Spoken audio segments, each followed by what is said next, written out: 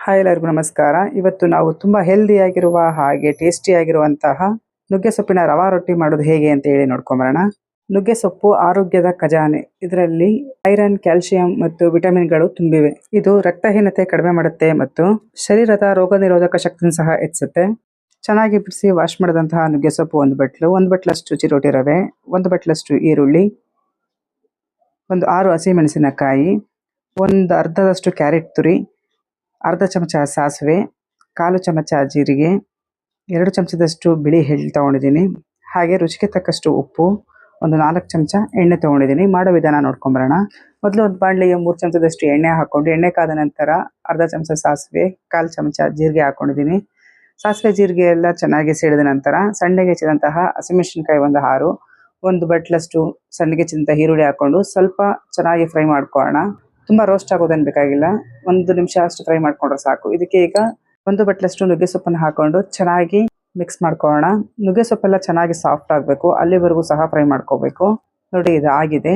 ಈ ಟೈಮಲ್ಲಿ ಇದಕ್ಕೆ ಅರ್ಧ ಬಟ್ಲಷ್ಟು ತುರಿದಂತಹ ಕ್ಯಾರೆಟನ್ನು ಸೇರಿಸ್ಕೊತಾ ಇದ್ದೀನಿ. ಕ್ಯಾರೆಟ್ ಸೇರಿಸ್ಕೊಂಡು ತಿರ್ಗಾ ಮತ್ತೆ 1 ನಿಮಿಷದಷ್ಟು ಫ್ರೈ ಮಾಡ್ಕೊಳ್ಳೋಣ. ಇದಾಗಿದೆ. ಇದಕ್ಕೆ ಈಗ 2 ಚಮಚದಷ್ಟು ಬಿಳಿ ಎಳ್ಳು ಹಾಕೊಂಡು 2 ಬಟ್ಲಷ್ಟು ನೀರು ಹಾಕೊಂಡು ರುಚಿಗೆ ತಕ್ಕಷ್ಟು ಉಪ್ಪು ಸೇರಿಸ್ಕೊಂಡು 1 ಬಟ್ಲಷ್ಟು ಚಿರೋಟಿ ರವೆನೂ ಸಹ ಹಾಕೊಂಡು ಸ್ಟವ್ ಆಫ್ ಮಾಡ್ಕೊಂಡಿದ್ದೀನಿ. ಸ್ಟವ್ ಆಫ್ ಮಾಡ್ಕೊಂಡ್ಮೇಲೆ ಚೆನ್ನಾಗಿ ಮಿಕ್ಸ್ ಮಾಡ್ಕೊತಾ ಇದ್ದೀನಿ. ಈ ರೊಟ್ಟಿ ಮಾಡೋದಕ್ಕೆ ನಾನಿಲ್ಲಿ ಯಾವುದೇ ರೀತಿಯ ಹಿಟ್ಟನ್ನು ಬಳಸ್ತಾ ಇಲ್ಲ, ಬರೀ ಚಿರೋಟಿ ರವೆ ಮಾತ್ರ ಉಪಯೋಗಿಸ್ಕೊತಾ ಇದ್ದೀನಿ. ಚಿರೋಟಿ ರವೆ ಇಲ್ಲ ಅಂತಂದ್ರೆ ಮೀಡಿಯಂ ರವೆ ಅಂದ್ರೆ ಉಪ್ಪಿಟ್ಟಿನ ರವೆಲಿ ಸಹ ಮಾಡ್ಕೋಬಹುದು. ಆದ್ರೆ ಈಗ ಚಿರೋಟಿ ರವೆ ಹಾಕಿದ್ರೆ 10 ನಿಮಿಷ ಮುಚ್ಚಿಡ್ತೀವಿ. ಮೀಡಿಯಂ ರವೆ ಹಾಕಿದ್ರೆ 20 ನಿಮಿಷ ಅಥವಾ 30 ನಿಮಿಷ ನೆನೆಯೋದಕ್ಕೆ ಬಿಡ್ಬೇಕಾಗತ್ತೆ. 10 ನಿಮಿಷ ಆಗಿದೆ. ಹಿಟ್ಟು ಚೆನ್ನಾಗಿ ನೆಂದಿದೆ. ನಾನು ತವಾನ ಕಾಯಕ್ಕೆ ಇಟ್ಕೊಂಡಿದ್ದೆ.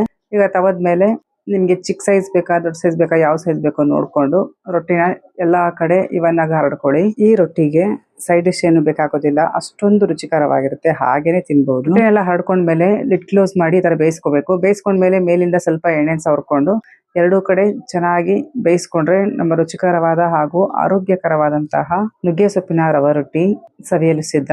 ನನಗೆ ರೊಟ್ಟಿಗೆ ಬೆಣ್ಣೆ ಅಂದ್ರೆ ತುಂಬಾ ಇಷ್ಟ. ನಿಮಗೆ ಯಾವ್ದು ಫೇವರೇಟ್ ಅಂತ ಹೇಳಿ ಕಮೆಂಟ್ ಮೂಲಕ ತಿಳಿಸಿ. ಈ ರೆಸಿಪಿ ಇಷ್ಟ ಆಗಿದ್ರೆ ಲೈಕ್ ಮಾಡಿ, ಶೇರ್ ಮಾಡಿ, ಹಾಗೆ ಕಮೆಂಟ್ ಮಾಡೋದು ಮರಿಬೇಡಿ. Thanks for watching.